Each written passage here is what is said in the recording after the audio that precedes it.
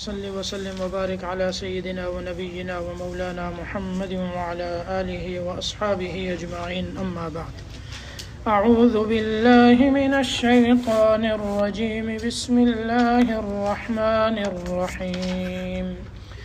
ألم تر إلى الملأ من بني إسرائيل من بعد موسى إذ قالوا لنبي له ابعث لنا ملكا نقاتل في سبيل الله قال هل عسيتم إن كتب عليكم القتال ألا تقاتلوا قالوا وما لنا ألا نقاتل في سبيل الله وقد أخرجنا من ديارنا وأبنائنا فلما كتب عليهم القتال تولوا إلا قليلا منهم والله عليم بالظالمين۔ یہ سورۃ البقرہ ہے، دوسرا سپارہ۔ پچھلے درس میں موت سے ڈر کر کسی جگہ کو چھوڑنا، اس کی ممانعت کا بیان تھا کہ زندگی اور موت کے مالک اللہ تعالیٰ ہے۔ انسان کا جب وقت آ جاتا ہے تو انسان اپنے وقت سے آگے نہیں جا سکتا، اور اگر انسان کی اجل موت کا وقت ابھی نہیں آیا تو اس سے پہلے وہ اس دنیا سے رخصت نہیں ہو سکتا۔ اس لیے اگر کہیں وبا پھیل جائے، طاعون وغیرہ، تو اس جگہ کو موت کے ڈر سے نہ چھوڑو کہ میں یہاں سے نکل جاؤں گا تو موت سے بچ جاؤں گا۔ ایک بستی والوں کی مثال دی جن کی تعداد ہزاروں تھی کہ وہ طاعون سے بھاگ کر کسی میدان میں آئے تو اللہ تعالیٰ نے ان سارے کے ساروں کو یکدم موت دے دی اور وہ سارے مر گئے۔ پھر اللہ کے ایک پیغمبر حضرت حزقیل علیہ السلام کی دعا سے اللہ نے انہیں دوبارہ زندہ کیا۔ تو پچھلے آیات میں اس کا ذکر تھا۔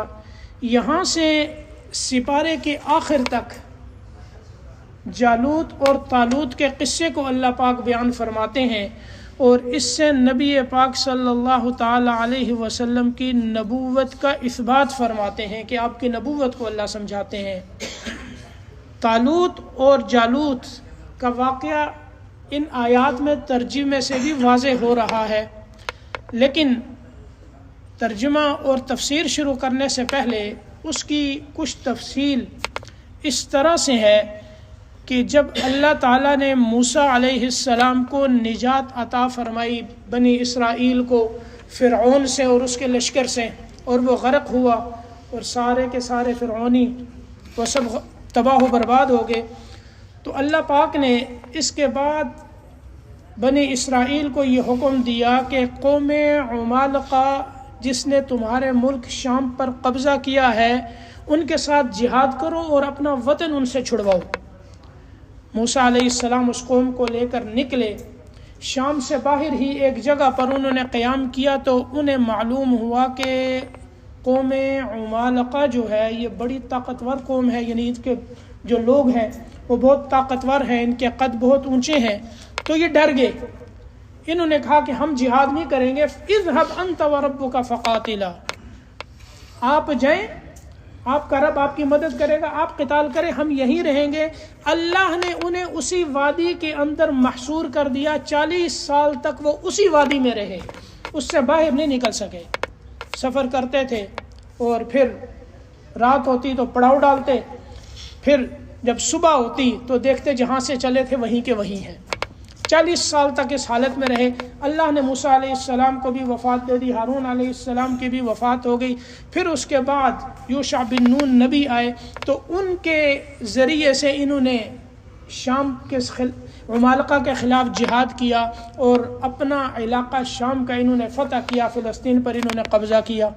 اللہ اب بھی فلسطینیوں کو آزادی نصیب فرمائے۔ آج ایک بہت اچھی خبر سننے میں آ رہی ہے کہ انہوں نے بڑا ہجوم کیا ہے، بڑا اٹیک کیا ہے اسرائیل پر، اور کافی علاقے انہوں نے فتح بھی کیے ہیں، ان کو نکال بھی دیا ہے۔ اللہ پاک ان کی مدد فرمائے۔ تو فلسطین کے علاقے پر یہ قابض ہوئے، شام کے علاقے پر، پھر آہستہ آہستہ انہوں نے دین سے انحراف کیا، بد اعمالیاں آئیں تو اللہ تعالیٰ کی ناراضگی ہوئی اور مختلف قومیں ان پر حملہ کرتی رہتی تھیں. تو جالوت کی قوم جو ہے، یہ قوم عمالقہ، اس وقت وہی سلسلہ چلا آ رہا تھا، تو اس نے ان پر حملہ کر کر انہیں دوبارہ وہاں سے نکال دیا اور ان کے بچوں کو قید کر لیا. تقریباً 440 بچے بھی ان کے قید ہوئے اور انہیں جزیے پر انہوں نے مجبور کر دیا. اب موسیٰ علیہ السلام کو گزرے ہوئے ایک عرصہ ہو گیا تھا، جس روایات میں آتا ہے کہ تقریباً 400 سال کے بعد کا یہ واقعہ ہے موسیٰ علیہ السلام کی وفات کے. موسیٰ علیہ السلام کی وفات کے 400 سال کے بعد کا یہ واقعہ ہے. ایک نبی تھے جن کا نام شموئیل جو ہے وہ روایات میں ملتا ہے.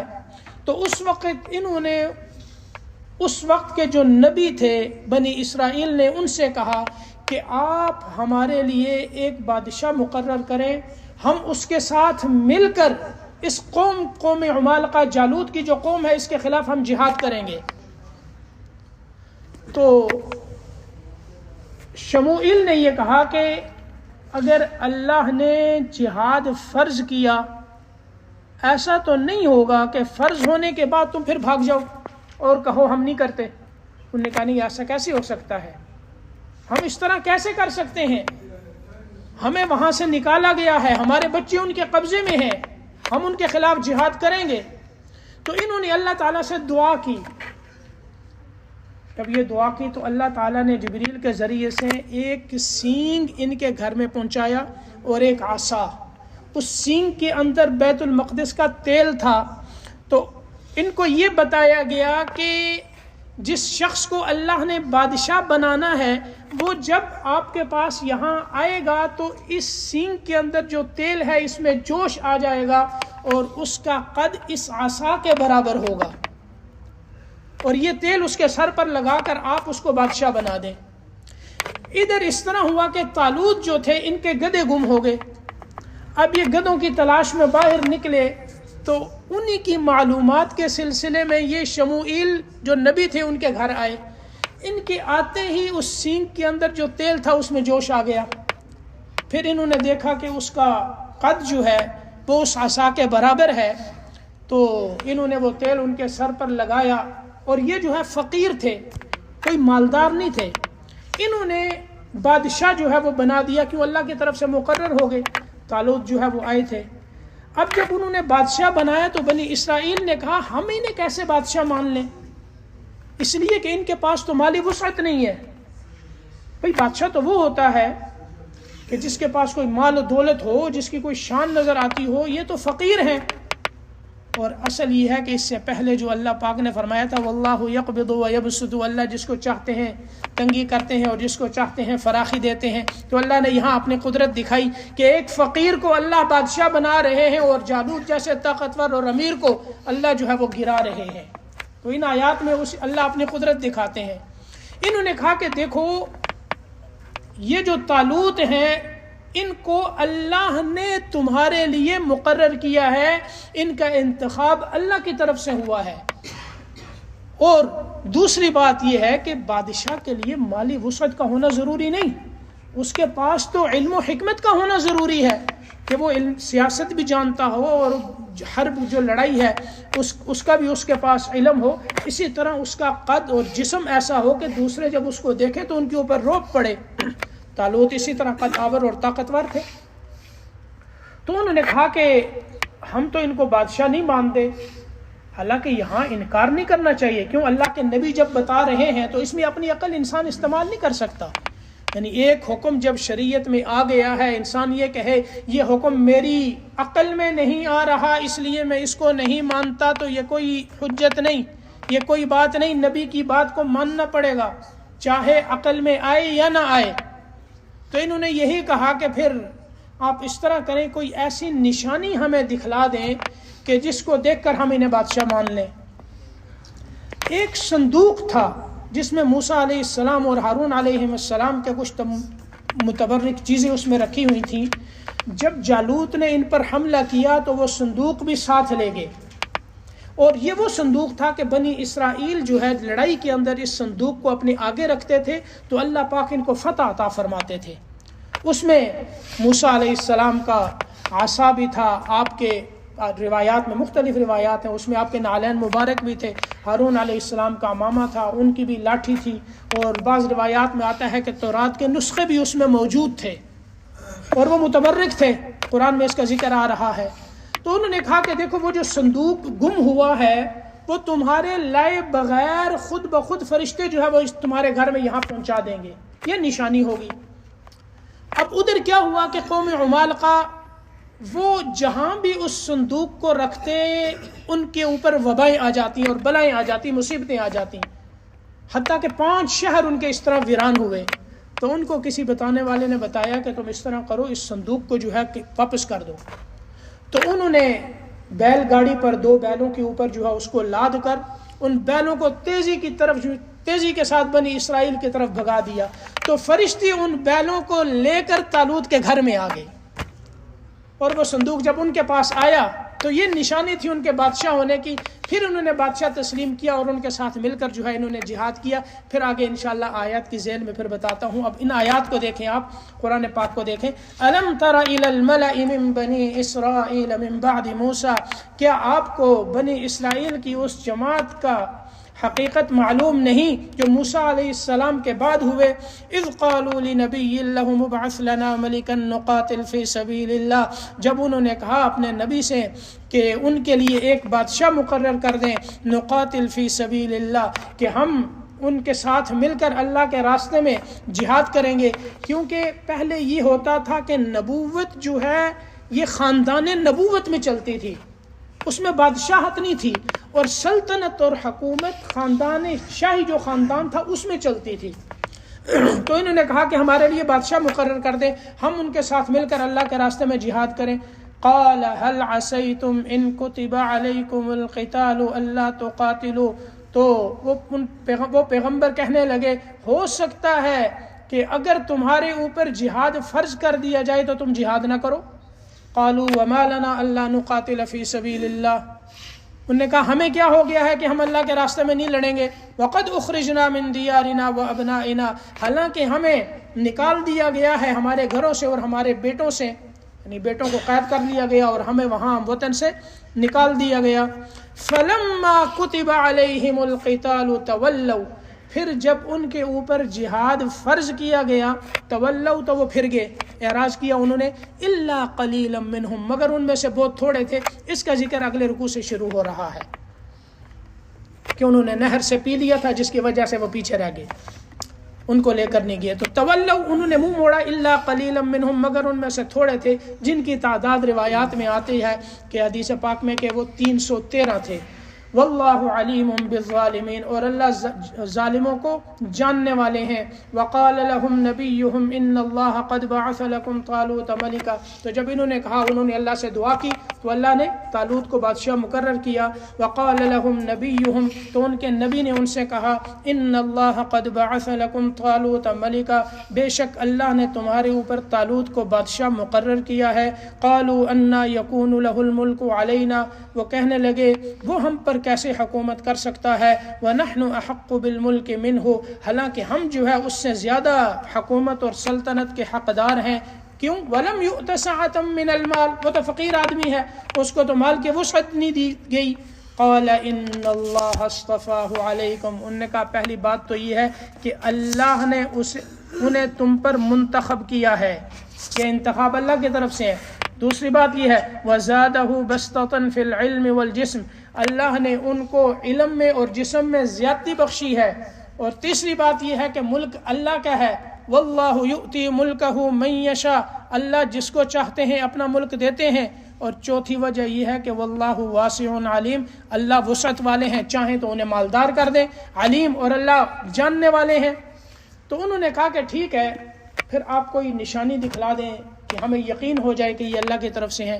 وقال لهم نبیہم، ان کے نبی نے ان سے کہا، ان آیت ملکہ، اس کے بادشاہ ہونے کی نشانی یہ ہے ان یأتیکم التابوت کہ تمہارے پاس وہ صندوق آئے گا فیہ سکینۃ من ربکم جس میں تسکین ہے تمہارے رب کی طرف سے وبقیۃ مما ترک آل موسیٰ وآل ہارون اور اس میں بچی ہوئی چیزیں ہیں جو موسیٰ اور ہارون علیہم السلام چھوڑ گئے تھے تحملہ الملائکہ فرشتے اس کو اٹھا کے لائیں گے.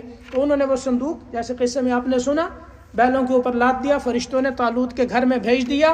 تو جب انہوں نے دیکھا تو ان فی ذلک لآیۃ لکم اس میں تمہارے لیے نشانی ہے. یہ دیکھو بادشاہ بننے کی یہ نشانی اللہ کی طرف سے موجود ہے. ان کنتم مؤمنین اگر تم ایمان والے ہو. اب جب انہوں نے مان لیا کہ یہ بادشاہ ہے اب یہ تیار ہوئے آگے جہاد کے لیے تیار ہو گئے. طالوت ان کو لے کر نکلے تو اس وقت جو اللہ کے نبی تھے انہوں نے وحی کے ذریعے سے بتایا طالوت کو کہ آگے ایک نہر آئے گی, اس نہر کے ذریعے سے اللہ ان کا امتحان کریں گے کیونکہ پیاس کی گرمی کی شدت تھی اور پیاس کی بھی شدت ہوگی.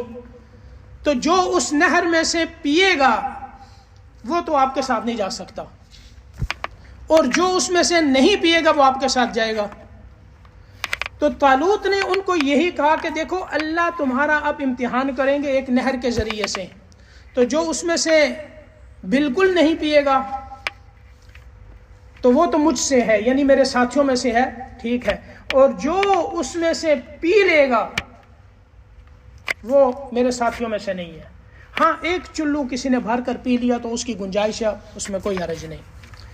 اب جب وہ وہاں پہنچے نہر کے پاس تو ان میں سے بہت زیادہ تعداد میں جو ہے وہ لوگوں نے سیر ہو کے پانی پی لیا اور بہت کم تھے جنہوں نے یا تو بالکل نہیں پیا ہوگا یا صرف ایک چلو کے برابر جو ہے ایک ہاتھ بھر کر ایک چلو اتنا پی لیا ہوگا.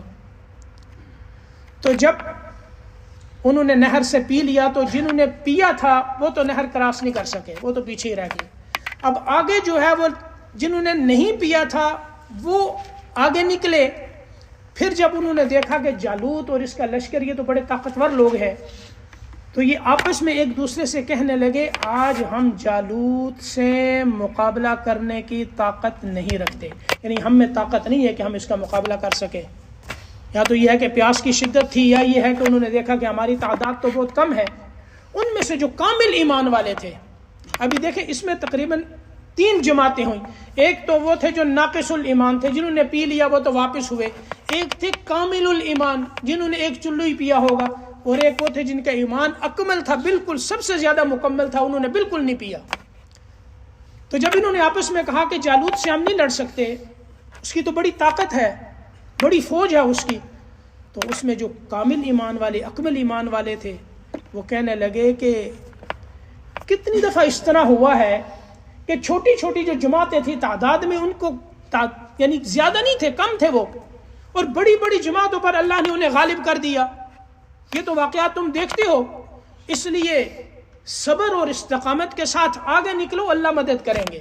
آگے ان آیات میں اسی کا ذکر ہے. فَلَمَّا فَصَلَ طَالُوتُ بِالْجُنُودِ پھر جب جدا ہوئے, فصل کہتے ہیں اپنے ایک جدا ہونا, وصل کہتے ہیں ملانے کو, فصل جدا ہونا, یعنی جب طالوت اپنے لشکر کو لے کر نکلے اپنے شہر سے جدا ہوئے. قال ان اللہ مبتلیکم بنہر تو طالوت نے کہا کہ اللہ ایک نہر سے تمہارا امتحان کریں گے. فمن شرب منہ فلیس منی جو اس میں سے پی لے گا وہ مجھ میں سے نہیں ہے, یعنی میری جماعت میں سے نہیں, میرے ساتھیوں میں سے نہیں. ومن لم یطعمہ فانہ منی اور جو اس کو چکھے گا بھی نہیں, زبان پر بھی نہیں رکھے گا, وہ مجھ سے ہوگا.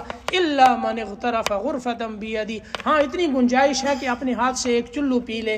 فشربوا منہ اس نہر سے سب نے تقریباً پی لیا. الا قلیلا منہم مگر بہت تھوڑے تھے جو پیچھے آپ نے دیکھا نا, تولوا انہوں نے منہ موڑا. الا قلیلا منہم تھوڑے سے تھے, وہ تھوڑے سے یہی تھے جن کی تعداد جو ہے وہ 313 آتی ہے, جیسے بدر میں 313 صحابی تھے اور یہ بھی جو ہے وہ 313 تھے. اب فلما جاوزہ هو والذین آمنوا معه پھر جب وہ طالوت اور جو ان کے ساتھ اہل ایمان تھے اس نہر کو انہوں نے پار کیا, نہر کو کراس انہوں نے کیا, آگے آئے. قالوا لا طاقت لنا اليوم بجالوت وجنودی تو وہ کہنے لگے آپس میں کہ آج جالوت اور اس کے لشکر کے سامنا کرنے کی، قتال کرنے کی ہم میں طاقت نہیں۔ قال الذین یظنون انہم ملاقو اللہ، وہ لوگ کہ جن کو یہ یقین تھا کہ وہ اللہ سے ملنے والے ہیں، بھئی مریں گے، اللہ کے سامنے پیشی ہوگی، اس کے اوپر اللہ اجر دیں گے، ثواب دیں گے، وہ کہنے لگے کم من فئۃ قلیلۃ غلبت فئۃ کثیرۃ باذن اللہ، بارہا ایسا ہوا ہے کہ چھوٹی چھوٹی جماعتیں اللہ کے حکم سے بڑی بڑی جماعتوں پر غالب آ گئیں، واللہ مع الصابرین، اللہ صبر کرنے والوں کے ساتھ ہے۔ اب جب یہ آگے نکلے، جالوت اور اس کی فوج کے آمنے سامنے ہوئے، تو انہوں نے دعا کی۔ اصل طریقہ یہ ہے کہ انسان جب نکلے تو اللہ پر نظر ہو اور اللہ سے مانگتا رہے۔ انہوں نے دعا کی، یا اللہ ایک تو ہمیں صبر عطا فرما، ہمارے دلوں میں صبر ڈال دے، اور ہمیں ثابت قدمی نصیب فرما، اور کافروں کے خلاف ہماری مدد فرما۔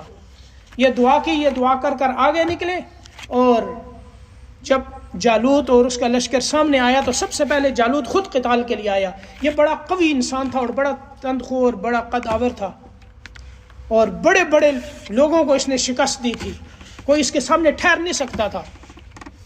اس کے مقابلے میں حضرت داؤد علیہ السلام کے، جو اس وقت نبی نہیں تھے، اور ان کے بارے میں آتا ہے کہ یہ دائم المریض تھے، یعنی ہمیشہ بیمار رہا کرتے تھے۔ ان کا رنگ جو ہے وہ زرد تھا، اور جسم بڑا کمزور تھا، اور وحی کے ذریعے سے حضرت شموئیل نے طالوت کو بتا دیا تھا کہ اللہ نے یہ بتایا تھا کہ یہ شخص جو ہے نا، یہ لڑکا جو ہے یہ جالوت کو قتل کرے گا۔ اور جب وہ راستے سے آ رہے تھے، داؤد علیہ السلام ابھی نبی نہیں تھے، تو پتھروں نے آواز دی، 3 پتھروں سے آواز آئی کہ آپ ہمیں اٹھا لیں اور ہمارے ذریعے سے آپ جالوت کو ماریں، ہمیں ماریں جالوت پر۔ انہوں نے وہ پتھر اٹھا لیے، گود میں رکھ لیے۔ اب جب اس کے سامنا ہوا تو طالوت نے انہیں گھوڑا پیش کیا، زریں پیش کی، تلوار دی۔ انہوں نے کہا کہ اس کی ضرورت نہیں ہے، اللہ نے مجھے فتح دینی ہوگی تو انہی کے ذریعے سے دے دے گا۔ تو جالوت جب مقابلے میں، سب سے پہلے جالوت آیا اور اس نے کہا کہ مبارز لاؤ، یعنی مقابلے کے لیے آؤ، کون آتا ہے؟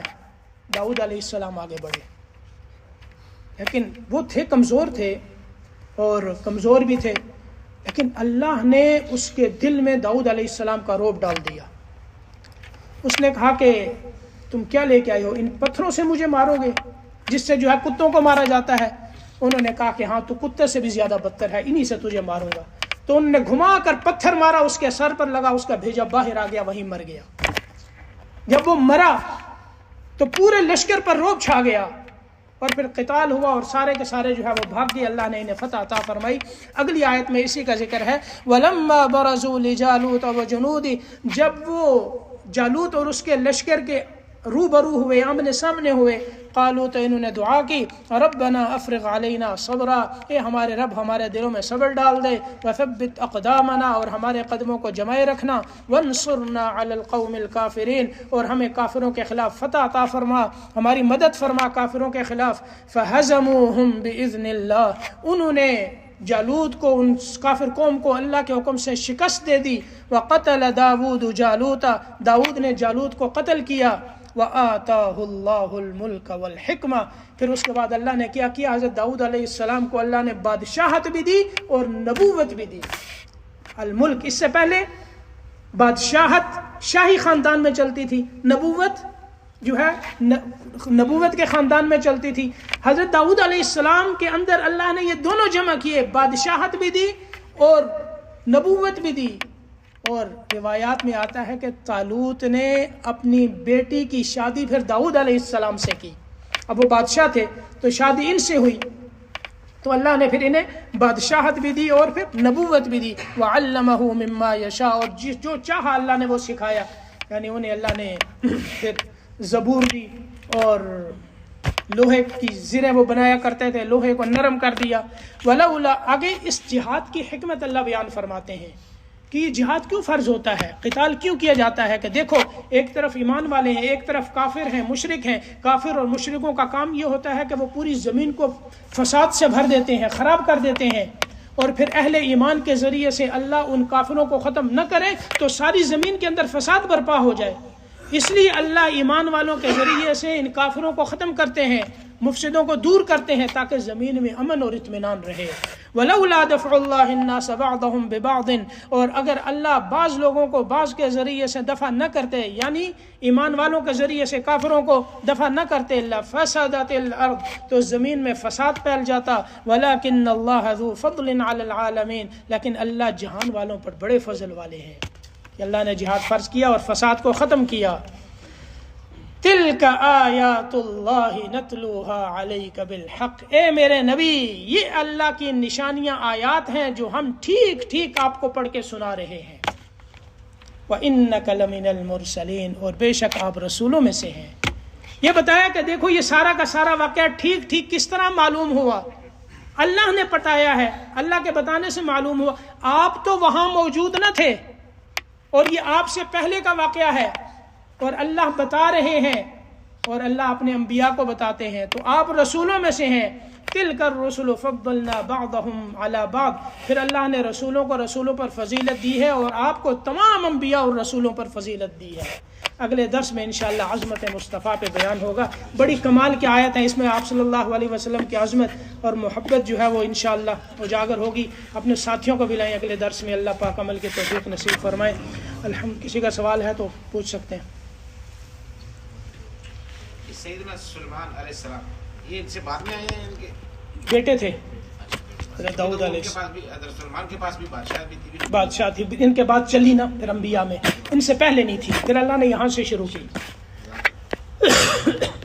یہ ہمارے وہ بڑے یہاں عزیز پڑوسی تھے نعیم جان، آپ نے سنا ہوگا، بیچارے ایکسیڈنٹ میں فوت ہو گئے، اللہ نے انہیں شہادت کا درجہ دیا ہے، آخرت میں اجر اور ثواب جو ہے وہ شہید کا اللہ انہیں عطا فرمائیں گے۔ دنیا کے اندر تو احکامات شہید کے جو ہے اپنے ہی لباس میں یا بغیر غسل کے وہ ہوتا ہے جو اللہ کے راستے میں شہید ہو جائے، باقی یہ شہید ایک ہوتا ہے شہید حکمی حقیقی اور ایک ہے شہید حکمی۔ شہید حکمی کی بہت سی اقسام ہیں، ان میں سے اسی طرح یہ بھی ہے کہ انسان سفر میں ہو اور اس کی موت آ جائے تو اللہ پاک جو ہے ان کے درجات بلند فرمائے۔ موت کا وقت جو ہے ایک اللہ نے مقرر کیا ہے، اس سے انسان آگے نہیں جا سکتا، تو بہرحال کسی کا جدا ہونا یہ باعث غم تو ہوتا ہے، لیکن اللہ کے جو فیصلے ہیں ان پر مومن ہر حال میں راضی رہتا ہے۔ کیا بد ہے، انا للہ و انا الیہ راجعون، ہم اللہ کے لیے ہیں، سب نے اللہ کے پاس ہی جانا ہے۔ ہر انسان اپنے ایک وقت یہاں پورا کر رہا ہے، میں آج یہاں بیٹھا ہوں کل نہیں ہوں گا۔ ہم میں سے کون کون ہے جو ابھی ہیں بعد میں نہیں ہیں، کتنے تھے جو ساتھ تھے ابھی نہیں ہیں، چلے جاتے ہیں۔ یہ دنیا رہنے کی جگہ ہوتی تو انبیاء یہاں رہتے، یہ دنیا رہنے کی جگہ نہیں، انبیاء بھی گئے۔ اصل چیز آخرت ہے، جنت اللہ نے بنائی ہے، مزے کی وہ جگہ ہے، یہاں انسان نے کام کرنا ہے، اللہ کو راضی کرنا ہے، تو اپنے آپ کو توبہ اور استغفار کے ساتھ رکھیں، موت کو ہر وقت انسان یاد رکھے، توبہ اور استغفار کے ساتھ رہے۔ الحمدللہ رب العالمین، اللہم صلی علی محمد وعلی آلہ واصحابہ اجمعین، اللہم اغفر لنا ذنوبنا وتب علینا انک انت التواب الرحیم۔ یا اللہ ہماری اور پوری امت کے گناہوں کو معاف فرما، یا اللہ جو کہا یا اللہ اس پر عمل کی توفیق نصیب فرما۔ قرآن پاک کو ہمارے دلوں کی بہار، ہمارے سینوں کا نور، ذریعہ نجات بنا۔ یا اللہ قرآن پاک کی شفاعت نصیب فرمانا، دنیا آخرت میں عزتیں اور بلندیاں نصیب فرما۔ آپ صلی اللہ علیہ وسلم کے محبت اور اطاعت نصیب فرما، تمام بیماروں کو شفا عطا فرما۔ ہم میں، ہمارے گھروں میں، اسپتالوں میں جو بیمار ہیں یا اللہ سب کو شفا عطا فرما، صحت کی دولت سے مالا مال فرما، اور یا اللہ جسمانی روحانی قوتیں عطا فرما، انہیں اپنے دین پر صرف کرنے کی توفیق نصیب فرما۔ تمام اسلامی ممالک کی حفاظت فرما، مسلمانوں کی حفاظت فرما، پاکستان کی حفاظت فرما، یا اللہ فلسطین میں مسلمانوں کی مدد اور نصرت فرما، یا اللہ پوری دنیا میں تمام مجاہدین اسلام کی مدد اور نصرت فرما، یا اللہ اسلام کے ساتھ ہمیں بلندیاں اور عزتیں نصیب فرما، یا اللہ جتنے اس دنیا سے گزر چکے ہیں سب کی مغفرت فرما، یا اللہ ان کے درجات بلند فرما، اور یا اللہ نعیم جان مرحوم کے درجات بلند فرما، ان کی قبر کی منازل آسان فرما، یا اللہ ان کی قبر کو جنت کا باغ بنا، جنت کا گہوارہ بنا، ان کی روح کو مقام علیین میں جگہ نصیب فرما، ان کی قبر پہ اپنی رحمتوں کی بارش نازل فرما، قبر سے لے کر جنت الفردوس تک کی ساری منازل ان کے لیے ہمارے لیے یا اللہ آسان فرمانا۔ ربنا تقبل منا انک انت السمیع العلیم وتب علینا انک انت التواب الرحیم۔ اللهم صل علی محمد وعلی آلہ واصحابہ اجمعین برحمتک یا ارحم۔ جزاکم اللہ۔